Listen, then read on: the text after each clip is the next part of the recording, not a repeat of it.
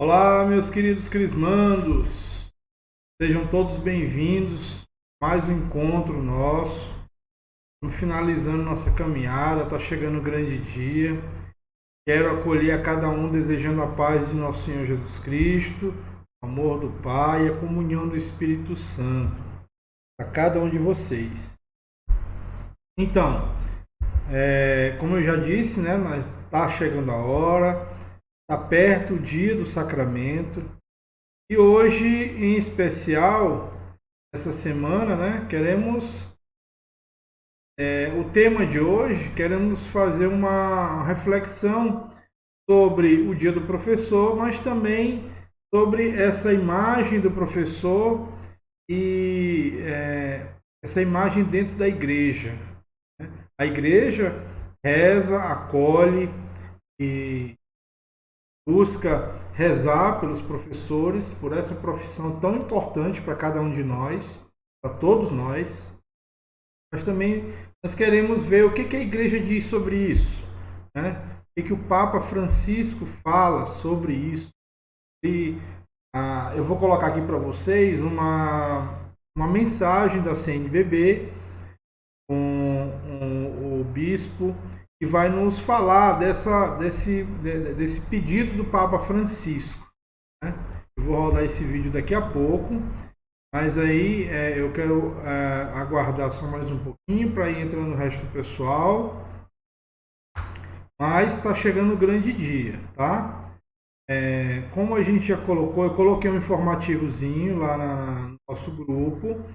Dia 23 vai ser a data limite para a gente receber o dinheiro. Por que 23? Eu tinha até falado que até no dia das confissões, dia 30. Porque nós precisamos pagar as camisas. As meninas correram atrás, buscaram um valor legal, um local bom, conseguiram, mas nós temos um prazo para repassar esse valor à maioria, né? Para pagar as camisas. Então, vai ter que ser dia 23, né? Lá já tem, nesse informativo que eu fiz, tem as datas do retiro, das confissões, tudinho bonitinho, tá bom? Então, isso aí vocês já estão sabendo, os horários, estão bem informados sobre isso. Então, vamos ver esse vídeo que a CNBB lançou justamente por esse dia, o dia do professor. Vamos lá?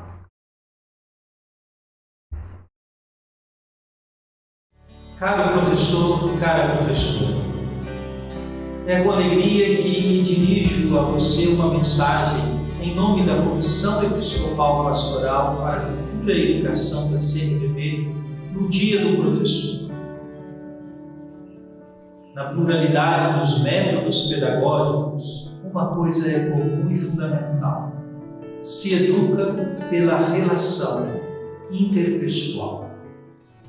A você que escolheu este espaço de relação com as pessoas como espaço onde se educa, onde se transmitem valores, virtudes, conhecimentos, sentimentos, você é um grande colaborador para a construção do futuro da humanidade, futuro esse que passa, sem dúvida, pela educação. Estamos vivendo um tempo bonito, um tempo de sonhos para a educação. Papa Francisco nos convidou ao Pacto Educativo Global. Ele convocou para nós elementos tão importantes, que certamente já estão em seu coração de educador, mas que é bom recordar. Primeiro, a centralidade da pessoa em todo o processo educativo, formal e informal. Segundo, ouvir a voz dos educandos, crianças, adolescentes, jovens e adultos. Dar voz àqueles que buscam a educação. Terceiro, garantir, sobretudo para as meninas e as jovens, o acesso à instrução. Quarto, reconhecer e trabalhar para que a família seja a primeira responsável pela educação. Quinto, criar uma cultura do acolhimento, do encontro, da ternura, da fraternidade. uma cultura da inclusão. Sexto, trabalhar para o cuidado com a casa comum. As gerações futuras receberão das nossas mãos o planeta. Em que estado nós podemos muito contribuir para o cuidado com a casa comum? Parabenizando a você que escolheu a profissão de educador, de professor, pedimos de Deus muitas bênçãos, que em seu coração renove esta paixão por educar, e aqueles que terão a alegria de conviver com você nos espaços educativos possam encontrar em suas palavras, em seus gestos, em suas virtudes, uma inspiração para construirmos um mundo novo.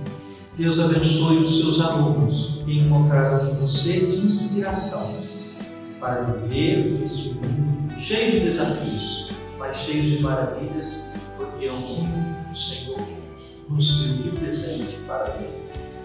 Parabéns, querido professor, querida professora.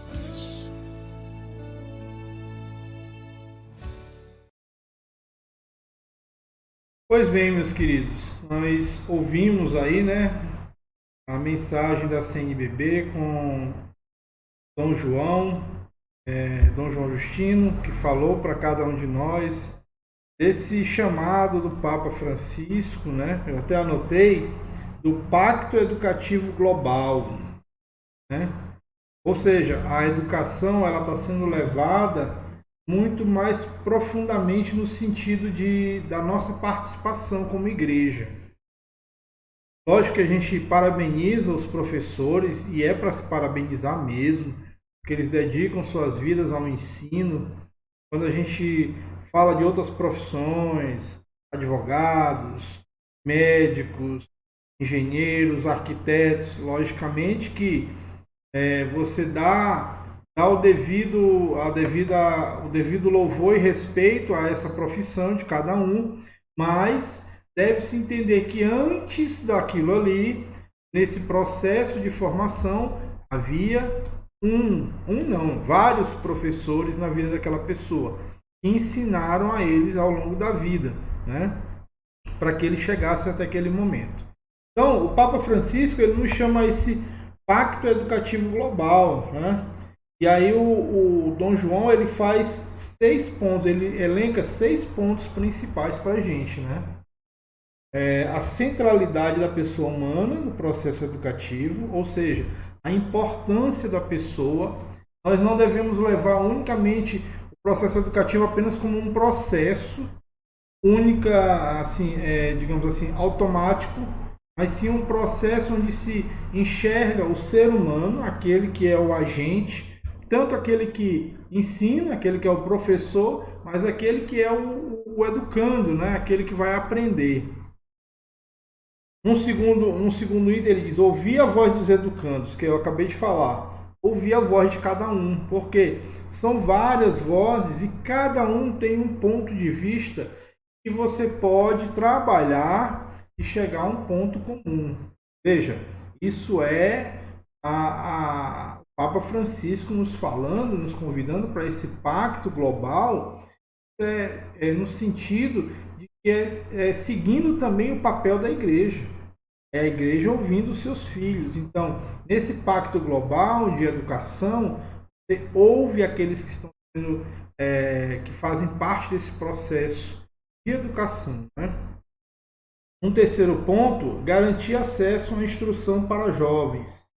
Vejam, ele fala no vídeo, inclusive, que garantir essa instrução para os jovens e principalmente para as jovens, né? Aí, por que ele quer dizer isso? Mas por que as jovens são diferentes? Às vezes sim. Nós sabemos muito bem que o índice de casos de gravidez na juventude, onde os jovens brincam, vivem as suas aventuras, é muito grande. E o que é mais incidente é que jovens se relacionam, acabam gerando uma nova vida, mas separam-se, não vão viver a estrutura familiar, ou seja, o jovem não vai conviver com aquela jovem para criar aquela criança. Então, fica um processo que muitas vezes acarreta um fardo pesado para a jovem. Então, nesse sentido, tem que ter esse acesso à instrução, né? Tanto para o jovem como para a jovem, mas eles dão ênfase para a jovem, porque geralmente é ela que mais sofre nesse sentido, né? Mas os dois devem ser instruídos sobre a sua sexualidade, sobre o relacionamento, convivência, tudo isso. E num quarto ponto ele coloca reconhecer e trabalhar para que a família seja primeiro responsável pela educação. Isso é muito recorrente hoje, né? Na nossa sociedade é muito recorrente hoje.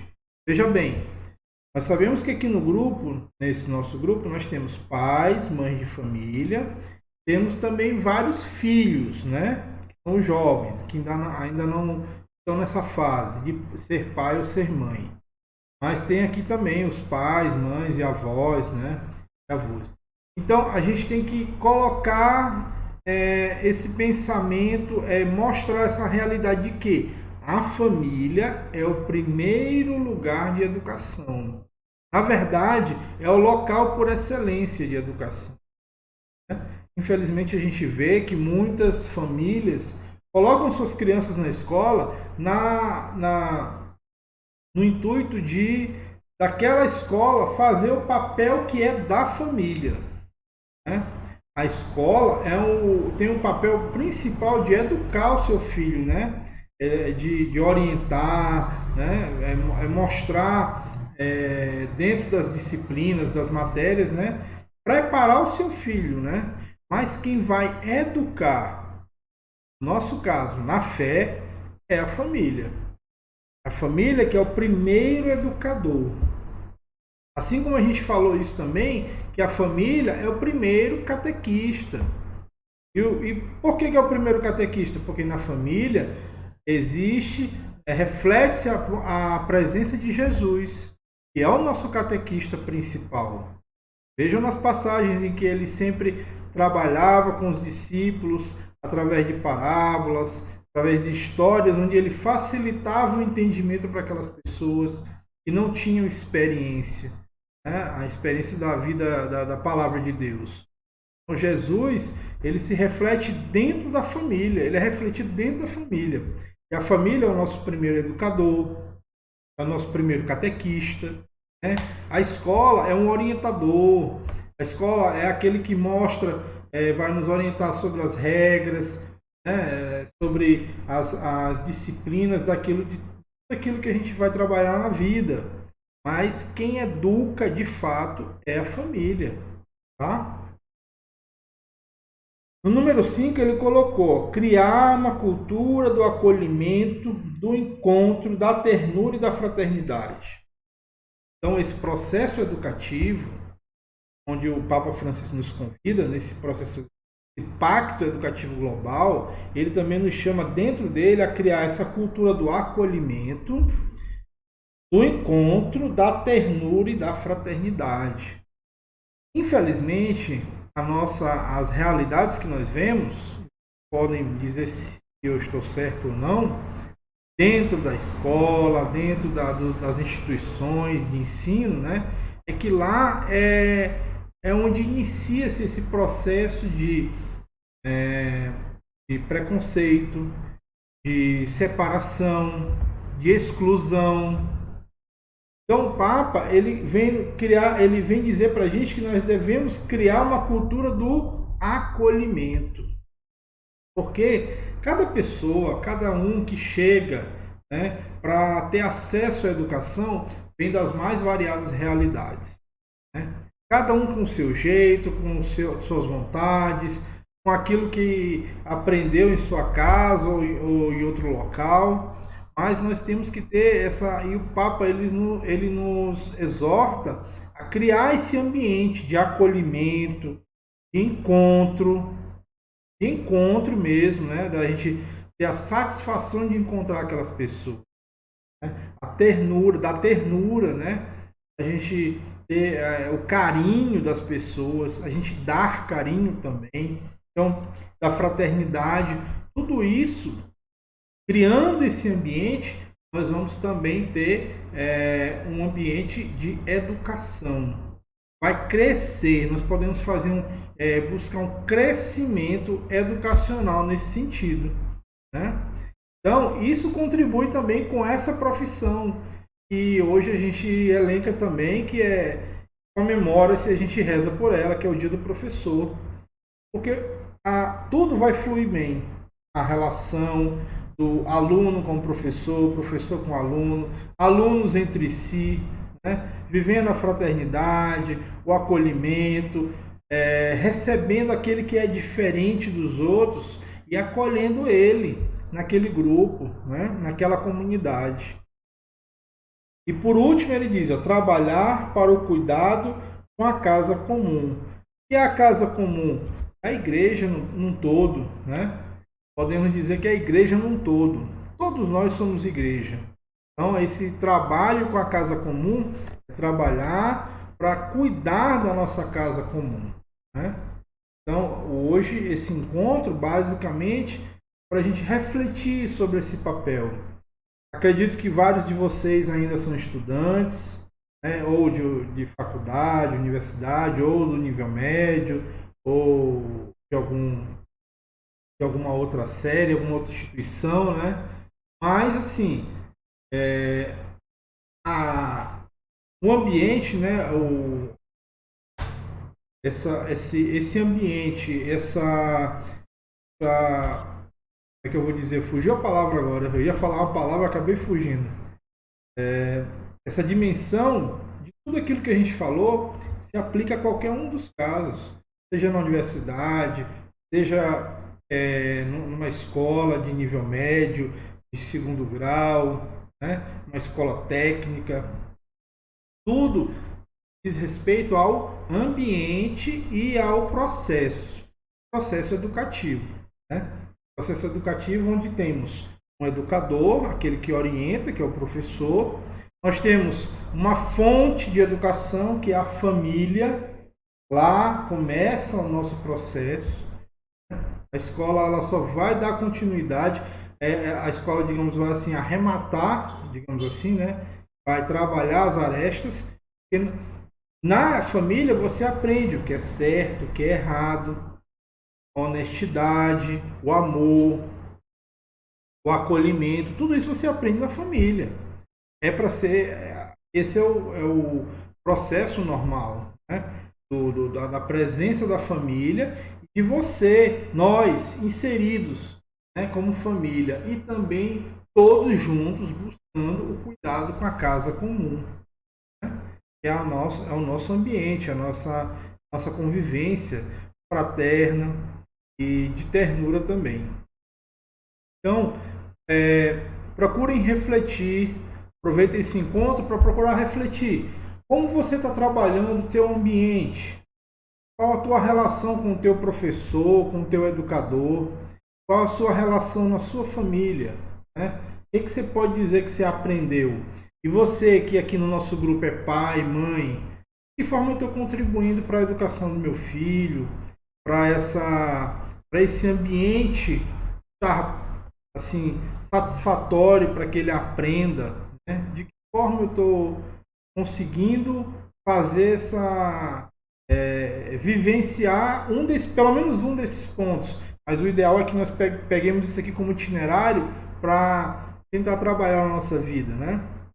Então você que é pai, mãe, avó, que tem a responsabilidade também, e a responsabilidade não estou falando só de você mandar uma criança para a escola, um jovem, mas sim criar um ambiente onde você está inserido também, como num processo educativo, num processo de formação, que nós todos estamos sendo formados, né?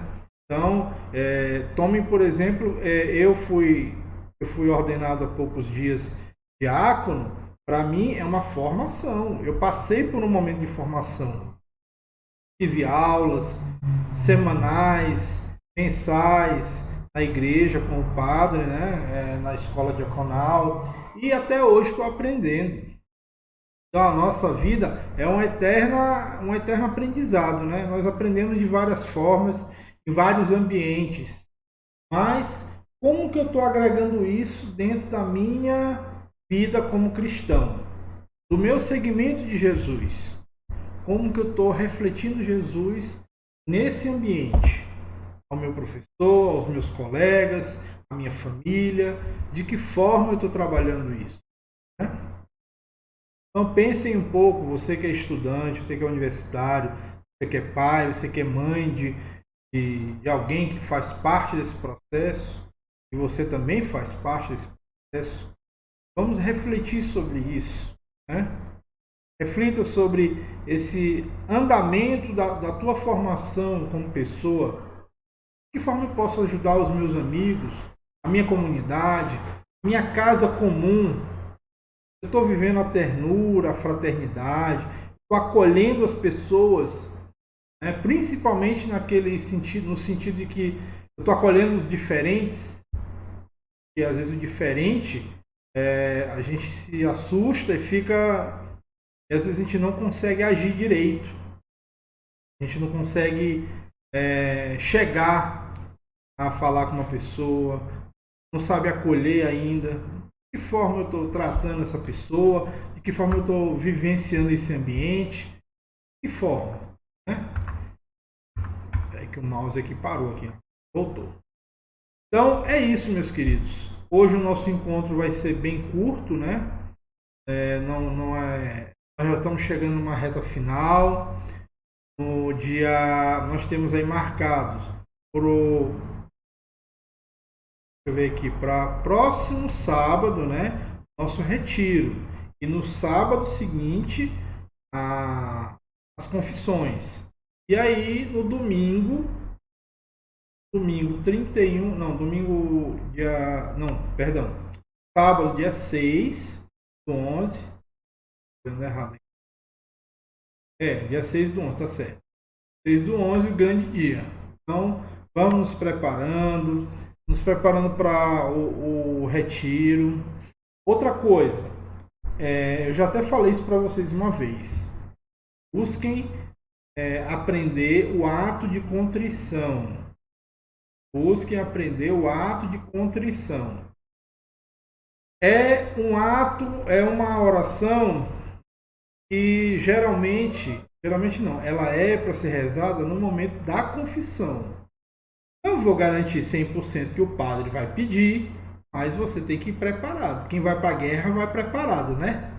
O nosso caso não é guerra, mas você vai preparado. Então, rezem, busquem o ato de contrição. Eu já falei isso uma vez para vocês, acho que uma ou duas vezes. Então, busquem. Podem, eu acho que na Bíblia, dependendo da Bíblia, da tradução tem. Na internet também você tem fontes para encontrar isso. E logo eu vou passar para vocês o exame de consciência, tá? Fazer um PDFzinho e mandar para vocês. Esse exame de consciência é uma orientação, uma forma de orientar você se preparar para o dia da confissão, tá? No dia 23 vai ser o retiro. Esse retiro é só pela manhã. Provavelmente nós já vamos fazer nele o momento de ensaio. Não há necessidade dos padrinhos ou madrinhas estarem, né? Dá para vocês fazerem, ensaiar direitinho e no dia você orientar a pessoa, até porque não tem muito mistério, né? Mas basicamente é isso. Nós vamos trabalhando na semana.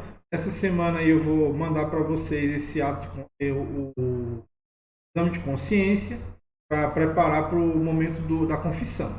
Tá bom? Então, que Deus abençoe a todos. Tenham um bom final de semana. Vão rezando, vão aproveitando esses momentos, né, que está chegando a hora. E vamos em frente. Tá? Estamos finalizando. A graça de Deus. Busquem os padrinhos. Quem ainda não tem padrinho ou madrinha, Busquem os padrinhos, madrinhas, tá bom? Algumas pessoas já mandaram para mim a situação que não tem primeira Eucaristia. Como eu falei, no dia da Crisma você vai receber os 2 sacramentos. Quem não tem batismo, esse sim eu preciso que mande para mim dizendo não sou batizado, porque aí eu tenho que fazer uma preparação e batizar vocês, certo? Mas eu acredito que aqui do nosso grupo, eu acho que não tem ninguém que não é batizado. Mas se tiver, manda no meu privado. Olha, eu não sou batizado, que aí nós temos que providenciar a documentação e o mais rápido possível batizar vocês. Tá bom? Então vamos. Agora que eu lembrei que eu comecei esse encontro, nem fiz o sinal da cruz para vocês, né? Para nós, né? Que coisa, né? Na ânsia de fazer o encontro, acabei esquecendo. Então, o Senhor esteja convosco, Ele está no meio de nós. Que o Senhor vos abençoe em nome do Pai, do Filho e do Espírito Santo. Amém. Meus queridos, fiquem na paz de Deus e nós nos encontramos na próxima sexta-feira. Tchau.